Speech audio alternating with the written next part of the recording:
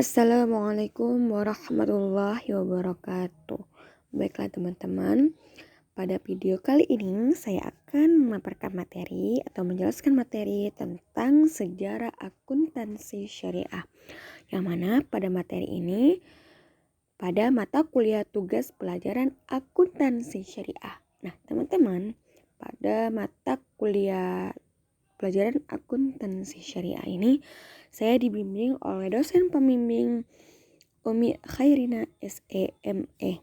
Nah, teman-teman, materi ini atau penjelasan kali ini di video ini disusun oleh dengan saya sendiri, yaitu sebagai pemateri atas nama Mega Monika Lestari. Saya mahasiswi Institut Agama Islam Darul Ulum Asahan.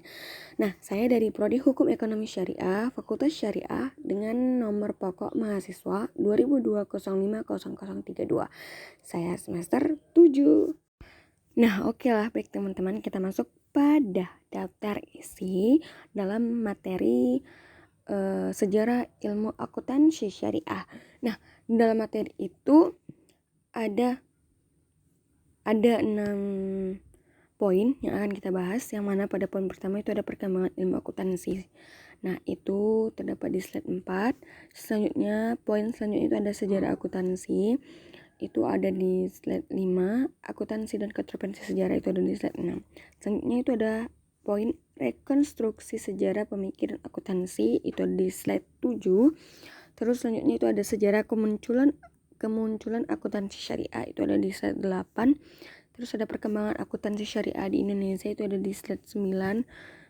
Dan poin terakhir itu ada sejarah standar akuntansi syariah di Indonesia di slide 10. Oke, baiklah teman-teman, kita masuk kepada poin pertama. Nah, di sini saya akan menjelaskan tentang sejarah kemunculan akuntansi syariah. Nah, pada poin ini juga memiliki beberapa bagian yang harus dijelaskan. Yang pertama itu ada bagian tentang sejarah perkembangan akuntansi di zaman Nabi Muhammad SAW dan Khulafaur Rasyidin. Nah, teman-teman, pada masa Nabi Muhammad SAW, ilmu akuntansi atau pencatatan telah beliau terapkan dan ajarkan pada para sahabat-sahabatnya, salah satunya untuk dapat menjadi pengawas keuangan atau hafzatul amwal. Dan tujuan utama Rasulullah membuat hafzatul amwal atau akuntansi atau pencatatan uang, dan juga bisa disebut pengawasan keuangan, itu gunanya untuk mengetahui laporan kegiatan pemikiran yang terjadi seperti hutang piutang dan pemasukan pengeluaran. Kita lanjut, itu bagian kedua, yaitu tentang sejarah akuntansi syariah di masa Bani Umayyah. Nah, sejarah ini juga menjelaskan pada masa Khalifah Walid bin Abdul Malik di tahun 705 sampai 715 Masehi di era Umayyah mulai diperkenalkan catatan atau register yang terjilid dan tidak terpisah seperti sebelumnya. Evolusi pengelolaan buku akuntansi mencapai tingkat tertinggi pada masa Khalifah Umar bin Abdul Aziz, yang mana terjadi pada tahun 681 sampai 720 Masehi. Pada masa itu, sistem pembukuan telah menggunakan model jaridah atau jurnal. Nah, daftar al-yaumiyah atau daily book, daftar atau wajihat atau book of direction, dan daftar atau wilat atau book of transfer. Ya, itu contoh dari pencatatan atau akuntansi, bentuknya akuntansi di sejarah akuntansi syariah di masa Bani Umayyah. Nah, bagian selanjutnya itu teman-teman ada sejarah akuntansi syariah di masa Bani Abbasiyah. Nah, pada masa ini dinasti Abbasiyah yang kedua, Abu Ja'far al-Mansur yang memerintah tahun 754 sampai 775 Masehi, dikenal adanya Kitabat al-Rasul Wasir, yaitu pencatatan rahasia. Untuk menjamin dilaksanakannya berbagai aturan, maka dibentuk Sahib al-Surta. Salah satu pejabat Sahib al-Surta disebut dengan Muhtasib, yang fokus tugasnya melakukan pengawasan agama dan moral, misalnya timbangan, kecurangan dalam penjualan, orang yang tidak berhutang. Khalifah Abu Ja'far al-Mansur telah meletakkan dasar-dasar ekonomi dan keuangan negara dengan baik dan terkendali. Ketika Khalifah meninggal dunia, hanya harta kekayaan negara tercatat sebesar 810 juta dirham. Nah, baik teman-teman, kita lanjut pada poin kedua, yaitu perkembangan akuntansi syariah di Indonesia. Nah, jadi sedikit cuplikan saya akan bahas tentang perkembangan akuntansi syariah di Indonesia. Perkembangan akuntansi sebagai bagian dari sosiologi telah mengalami perubahan nilai yang sangat mendasar dan signifikan, terutama berkenaan dengan sistem hipotesis dasar yang diarahkan oleh perubahan yang terjadi dalam kehidupan individu. Karim mengungkapkan selama ini apa yang dijadikan alasan pengembangan hipotesis pembukuan lahir ke dunia dari setting budaya dan filsafat. Akuntansi konvensional menjadi akuntansi syariah dari nilai budaya masyarakat dan ajaran Islam yang kemudian dipraktikkan dalam kehidupan sosial ekonomi. Akuntansi syariah harus dilihat sebagai perkembangan sosial budaya Islam untuk mengeksekusi aspek keuangan Islam dalam latihan moneter. Pembukuan syariah adalah sub pengaturan dari kerangka moneter dan moneter Islam, digunakan sebagai instrumen untuk membantu penggunaan kualitas Islam dalam domain pembukuan.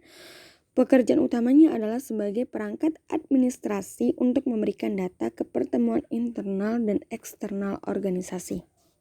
Nah, teman-teman, kita lanjut pada poin selanjutnya. Adapun poin ketiga itu tentang sejarah standar akuntansi di Indonesia. Nah, teman-teman, sejarah standar akuntansi di Indonesia, perkembangan akuntansi syariah di Indonesia tidak dapat dilepaskan dari proses pendirian Bank Syariah. Pendirian Bank Muamalat Indonesia atau bisa disebut dengan singkatan BMI merupakan landasan awal diterapkannya ajaran Islam menjadi pedoman bermuamalah. Pendirian ini dimulai dengan serangkaian proses perjuangan sekelompok masyarakat dan para pemikir Islam dalam upaya mengajak masyarakat Indonesia bermuamalah yang sesuai dengan ajaran agama. Kelompok ini diprakarsai oleh beberapa orang tokoh Islam, Ikatan Cendekiawan Muslim Indonesia atau bisa disebut dengan singkatan ICMI, atau serta Majelis Ulama Indonesia, bisa kita sebut dengan singkatan MUI, yang pada waktu itu sekitar tahun 1990-an. Setelah didirikannya Bank Syariah, terdapat keganjilan ketika bank membuat laporan keuangan, di mana waktu itu proses akuntansi belumlah mengacu pada akuntansi yang dilandasi syariah Islam. Maka selanjutnya muncullah kebutuhan akan akuntansi syariah Islam di Indonesia. Oke, kita lanjut lagi pada poin selanjutnya, itu tentang perkembangan ilmu akuntansi. Nah, teman-teman, akuntansi telah mengalami metamorfosa yang panjang untuk menjadi bentuknya yang modern seperti sekarang ini. Bagaimanapun juga, tidak ada catatan yang dapat digunakan untuk menunjuk langsung kapan akuntansi mulai dipraktikkan. Namun, bisa diperkirakan bahwa akuntansi telah dipergunakan sejak zaman pra-Masehi. Di masa peradaban manusia cukup maju, maka tentunya pencatatan, perikasan, pelaporan telah menjadi bagian dari proses transaksi. Terdapat beberapa bukti empiris yang bisa dijadikan telaah, misalnya bunga Aztec dan Inca di pedalaman Amerika, bangsa Dravida di dataran Asia Selatan, Cina dan Jepang di kawasan Asia Tengah, Timur, bangsa Sumeria, Mesir kuno, dan Mesopotamia di daratan Arab, Yunani dan Romawi, serta di lingkaran benua Eropa. Nah, Littleton itu juga termasuk dari perkembangan ilmu akuntansi.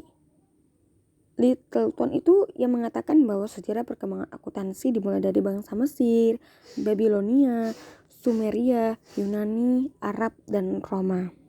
Oke, kita lanjut pada poin selanjutnya, itu tentang sejarah akuntansi syariah. Nah, teman-teman, sejarah akuntansi sendiri dimulai sejak zaman peradaban awal, di mana manusia mulai mencatat transaksi keuangan mereka di Mesopotamia, Mesir kuno, Yunani, dan Roma. Masing-masing peradaban tersebut telah memiliki sistem pencatatan keuangan yang sederhana, meskipun metodenya berbeda.